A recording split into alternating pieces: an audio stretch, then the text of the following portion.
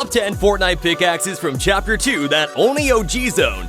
Videos like that annoy me. They offer limited information about Fortnite, which is decent at best, and are often blatantly wrong. I'm looking at you, top 10 ugliest skin. The guy that makes most of these outright copies his own videos, making the same one multiple times with slight differences. You might be thinking, Smithy, if you don't like them, just don't watch them. And you'd be right. I only ever watched a few. I just want an excuse to talk about the top 5 best rocks in Fortnite's history. Oh well, best rock from each chapter. If you smell! Chapter 1. This rock right here. This rock was the first rock in the game's history to give almost 100 stone. And whilst they're pretty common now, back then it just felt amazing to destroy, and therefore will forever have a place in my heart. You know, I'm just glad that there was some redeeming factors to getting rid of Moisty Maya. Please Epic, bring that back for the next Chapter 1 OG season. An honourable mention for this chapter is the Rock family, who came in at Season 7, told a lovely story through small map changes each week, right up until near the end of the chapter. Chapter 2. This one by the river at Weeping Woods.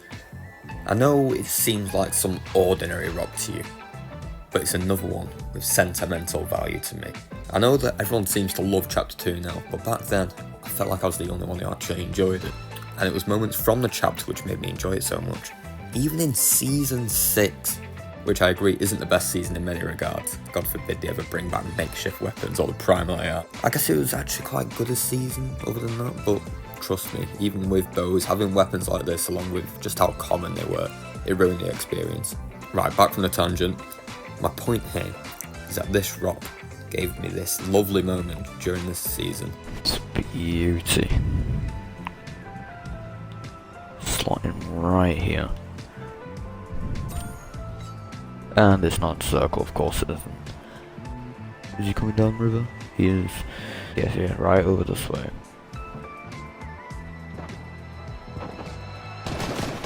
Ah, yes, perfect, perfect, perfect.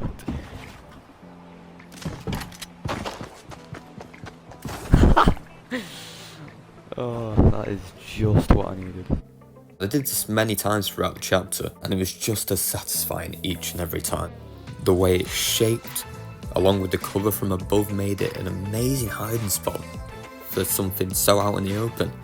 The bridge being nearby meant that there was almost always players in the area each game, and even its placement next to the river was good for an escape if it was ever needed. Chapter 3. The best rock of Chapter 3 was obviously Dwayne Johnson, and if they ever add him as a WWE skin, he will be the best rock of that chapter as well.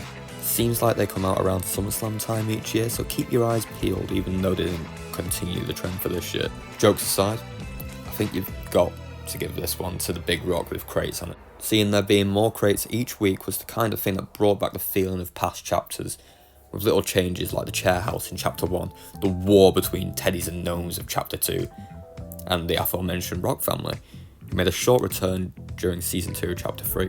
They also made a tribute to Ukraine out of this rock, which is just nice to see considering that during this time we had a poorly timed war-themed season. Chapter 4. I can tell you which rock definitely isn't the best of Chapter 4, and it's that one in the southwest of the map which is unbreakable despite having no right to be that way. Chapter 4 was quite a dry season for rocks really, and I could just give it to that Chapter 1 rock again due to Fortnite OG being a thing, but that would just be unfair. So I'm deciding to base it off of rocks in Seasons 1, 2, 3 and 4. There is one rock that was in this chapter that I landed at more than any other rock in Fortnite history, so you'd figure I'd have to give it to that. And I will. The snow biome was an interesting one in this season, with many crevices that you could easily fall into and get lost in if you weren't focused, as well as the ability to dig up snowballs from the ground. Not that anyone did that outside the start of the chapter and for that one weekly quest, where you had to hide in a haystack, leaf pile and snowball in a single match. The rock was in the snow biome and was located on a mountain just north of Brutal Bastion. It had up to 3 chests on it and gave you a great vantage point for early eliminations. Not to mention it was also great at stopping you from slipping all the way down the mountain. Chapter 5. I think it's unfair to call that mountain from Season 1, which took one build to get to max height from its peak, a rock, which makes finding the best rock of the chapter a much harder decision to make, as there's nothing that jumps out to me right away. There were some stone statues in Season 2, but again, I wouldn't count them. Season 3 had a rock guitar, which was a cool mythic, but still not what I'm looking for. Season 4 now, and I've been thinking that maybe I should just go into Reload and pick the rock that you can sit in the middle of. But there I was, staring at the map when I found some potential, and had to visit in-game. Here was my reaction. This rock is massive. It's got loot on top, chest, even a parasol to help me down. Oh, I almost died there. Hold up, is this it? Is this the best rock of the chapter? See how tall it is?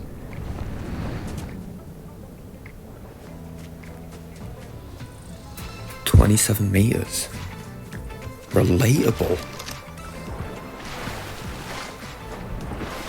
I mean, just look at the shape of this thing. It's inspiring. I think we've found it. This is the best rock of the chapter. No way it isn't. I'm sure you heard me in the clip, but with its chest on top, parasol to help you down, intriguing shape and relatable size, there really isn't any question that this is the best rock of chapter 5.